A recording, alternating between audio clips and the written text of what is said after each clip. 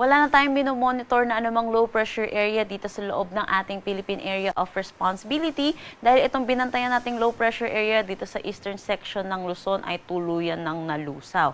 Sa ngayon, patuloy ang pag-iral ng easterlies, lalo na dito sa may Luzon at Visayas. Ito pong easterlies ay yung mainit at maalinsangan na hangin na nanggagaling sa dagat Pasipiko. Ito rin po yung nagdadala ng init at alinsangan, lalo na po sa umaga at hapon po natin.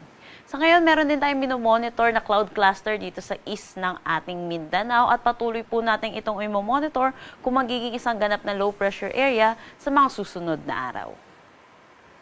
Para naman sa magiging panahon natin ngayong araw dito sa Luzon, inaasahan pa rin natin dulot ng easterlies ay makakaranas pa rin ng mataas na tsansa ng mga pag-ulan dito sa eastern section ng ating bansa, particularly dito sa may Aurora, Quezon, Bicol region, pati na rin dito sa may Marinduque.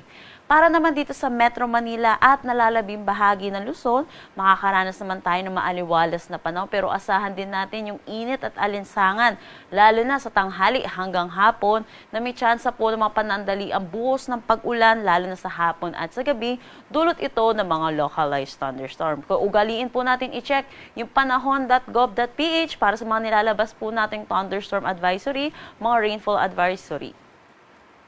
Agwat ng temperatura for Metro Manila ay 24 to 31 degrees Celsius, Lawag at Tuguegarao 24 to 32 degrees Celsius. For Baguio, asahan natin ng 17 to 23 degrees Celsius, Tagaytay 22 to 30 degrees Celsius at Legazpi 24 to 30 degrees Celsius.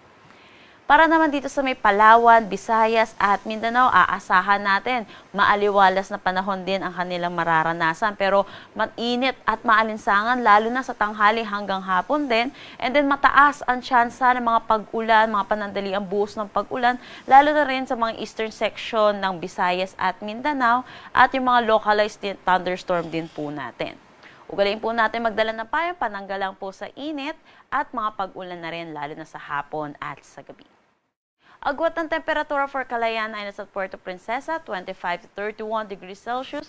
For Iloilo, asahan natin 26 to 32 degrees Celsius. Gayon din dito sa may Cebu. Asahan natin sa Tacloban ng 25 to 32 degrees Celsius. Zamboanga, 23 to 33 degrees Celsius. Cagayan de Oro, 24 to 31 degrees Celsius. At Davao, 26 to 32 degrees Celsius. Wala naman tayong nakataas na anumang gale warning sa anumang seaboards na ating bansa. Ang sunrise mamaya ay 5:45 AM at ang sunset mamaya ay 6:01 PM.